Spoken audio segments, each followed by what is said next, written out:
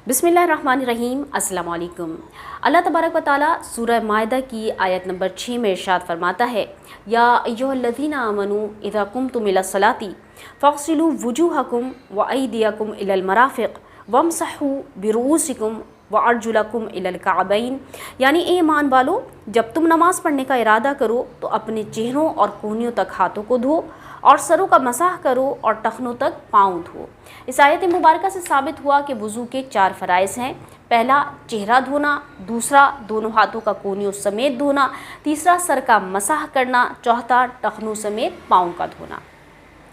इसमें अल्लाह तबारक व तआला ने 3 आज़ा के लिए फ़ग़सिलू का सीगा इरशाद फरमाया और एक उज़्व के लिए यानी सर के लिए वमसहू का सीगा इरशाद फरमाया। इससे मालूम हुआ कि दोनों के माना व मफ़हूम अलग अलग हैं। चुनांचे फ़ग़सिलू का माना है धोना, यानी धोने का मतलब होता है कि किसी भी चीज़ पर से पानी का बहाना।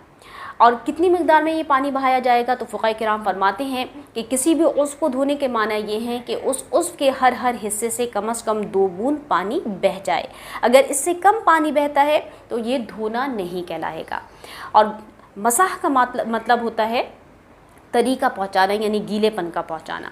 चुनांचे 2 बूंद से कम पानी अगर पहुँचता है तो इससे तरी पहुँच जाती है, मसा अदा हो जाता है, लेकिन धोना नहीं पाया जाता। चुनांचे जिन आज़ा का धोना फ़र्ज़ है उन तमाम आज़ा के हर हिस्से पर से कम 2 बूंद पानी का बह जाना ज़रूरी है। लिहाजा आज़ाए वुज़ू धोते वक्त अगर एक हिस्से पर पानी बहाया और एक हिस्से पर गीला हाथ फेर लिया तो उस हिस्से का तरी पहुँचाने की बिना पर मसा अदा हुआ है, धोना नहीं। और हम पर फ़र्ज़ क्या था? धोना। चुनांचे जब तक उस पर से 2 बूंद पानी नहीं बहाएंगे फ़र्ज़ियत अदा ही नहीं होगी। तो मालूम ये हुआ कि मसाह करने से धोना अदा नहीं होता। हाँ, जिस उसका मसाह करना फ़र्ज़ है, अगर हम उस पर से पानी बहा लें तो मसा अदा हो जाएगा। जैसे नहाते वक्त सर धो लिया जाए तो मसा अस खुद अदा हो जाता है। इसी तरह ये भी याद रखना ज़रूरी है कि जिन आज़ा का धोना फ़र्ज़ है उन पर से पानी का बह जाना शर्त है, ख्वाह आप अपने क़स्दो इरादे से पानी बहाएं या ना बहाएं। यानी आपकी नियत मौजूद हो या ना हो, आपका वुज़ू हो जाएगा। जैसे रास्ते में जाते वक्त तेज़ बारिश हो जाए और आज़ाए वुज़ू जो है उन तमाम पर से पानी बह जाए तो इस तरह वुज़ू हो जाएगा। वुज़ू करते वक्त इस बात का ख़ास ख्याल रखें कि जहाँ पानी बहाना फ़र्ज़ है वहाँ पानी ही बहाया जाएगा। अगर आपने तरी पहुँचाई तो फ़र्ज़ियत अदा ना होने की बिना पर वुज़ू नहीं होगा और इससे पढ़ी जाने वाली नमाज अदा ही नहीं होगी। लिहाजा आज़ाए वुज़ू को एहतियात से धोइए। अब हम आते हैं पहले फ़र्ज़ यानी चेहरे की जानिब। तो इसकी हद लंबाई में जहाँ से आदतन बाल जमने की इंतहा होती है वहाँ से थोड़ी तक, और चौड़ाई में एक कान से दूसरे कान तक, ये चेहरे की हद है। इस हद के अंदर जिल्द के हर हिस्से पर एक मर्तबा पानी बहाना फ़र्ज़ है। यूँ ही जिसके सर के अगले हिस्से के बाल गिर गए तो उस पर भी वहीं से पानी बहाना फ़र्ज़ है जहाँ से आदतन बाल जमे होते हैं। इसी तरह दाढ़ी के बाल अगर घने नहीं हैं, हल्के हैं कि जिल्द नज़र आ रही है, तो जिल्द का धोना भी फ़र्ज़ है। और अगर घने हों तो गले की तरफ आप बालों को जो है गले की तरफ दबाया जाएगा, तो जितने बाल चेहरे के दायरे में आएंगे यानी जॉ लाइन में आएंगे उस दायरे का उतने हिस्सों के बालों का धोना फ़र्ज़ है। इसी तरीके से जो लटके हुए बाल हैं, अच्छा इसमें याद रखिएगा जड़ों का धोना फिर फ़र्ज़ नहीं है। जिनके बाल घने हैं तो उनका के लिए बालों का धोना फ़र्ज़ है, जड़ों का धोना फ़र्ज़ नहीं है। और जो जॉ लाइन से नीचे हैं बाल, उनका धोना ज़रूरी नहीं है। और अगर ऐसा है कि कुछ हिस्से के बाल घने हैं और कुछ हिस्से पे हल्के हैं, तो जहाँ घने हैं वहाँ के बालों का धोना फ़र्ज़ है और जहाँ हल्के हैं तो वहाँ जिल्द का धोना फ़र्ज़ है। इसी तरह बहनें जिनकी नाक छिदी हुई है तो नथ का सुराख अगर बंद ना हो, इस पर भी पानी बहाना फ़र्ज़ है। अगर ये तंग है तो पानी आप डालते वक्त नोज़ पिन को हरकत देंगी, मूव करती जाएंगी और पानी डालती जाएंगी, वो अंदर चला जाएगा। और अगर ये तंग नहीं है, बग़ैर हरकत दिए भी पानी जा सकता है, तो फिर हरकत देना भी ज़रूरी नहीं है। वुज़ू करते वक्त इस बात का भी ख्याल रखिए कि आज़ाए वुज़ू पर अगर आपने कोई ऐसी चीज़ अप्लाई की है जो जिल्द तक पानी को पहुँचने नहीं देगी, تو اس کو چھڑا کر پانی بہانا فرض ہے۔ مثال کے طور پر جیسے فاؤنڈیشن اپلائی کیا ہوا ہے یا کسی بھی قسم کی بیس اپلائی کی ہوئی ہے، بلش آن ہے، لپسٹک ہے، آئی شیڈز لگائے ہوئے ہیں، مسکارا لگایا ہوا ہے اگرچہ ٹرانسپیرنٹ ہی کیوں نہ ہو، یوں ہی آئی لائنر ہے یا آئی بروز پہ کلر اپلائی کیا ہوا ہے، تو ان سب کو چھڑا کر پانی بہانا فرض ہے۔ لیکن اگر آپ نے لوشن، کریمز یا موئسچرائزر لگایا یا آئل مساج کیا اور اس کے بعد آپ وضو کرتے ہیں تو وضو ہو جائے گا۔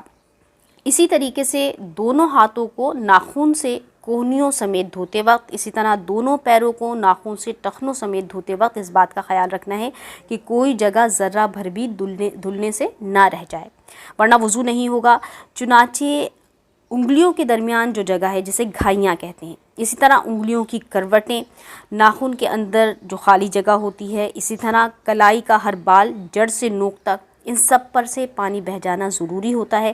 اگر کچھ بھی حصہ دھلنے سے رہ گیا یا بالوں کی جڑیں دھل گئیں اور ایک بال کی بھی نوک پر پانی نہیں بہہ سکا تو وضو نہیں ہوگا، لیکن ناخن کے اندر کا میل معاف ہے۔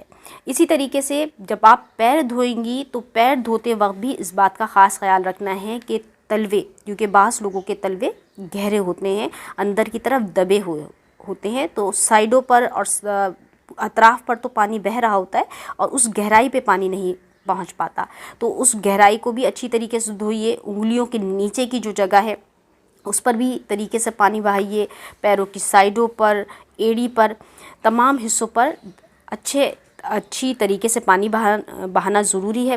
یوں ہی اگر آپ نے ہاتھوں یا پیروں پہ کوئی ایسی جیولری پہنی ہے جو اتنی ٹائٹ ہے کہ پانی کو جلد تک نہیں پہنچنے دے گی تو اسے اتار کر پانی بہائیے۔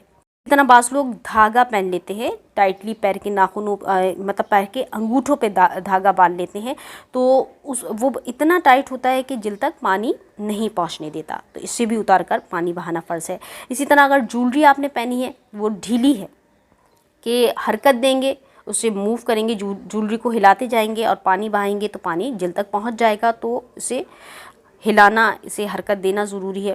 اور اگر اتنی ڈھیلی ہے کہ بغیر حرکت کے ہی پانی پہنچ جائے گا تو اس کو موو کرنا بھی ضروری نہیں ہے۔ تو ان تمام چیزوں کا خیال رکھتے ہوئے ہمیں وضو کرنا ہے۔ اب ہم آتے ہیں سر کے مسح کی طرف۔ تو مسح کا مطلب ہوتا ہے تری کا پہنچانا۔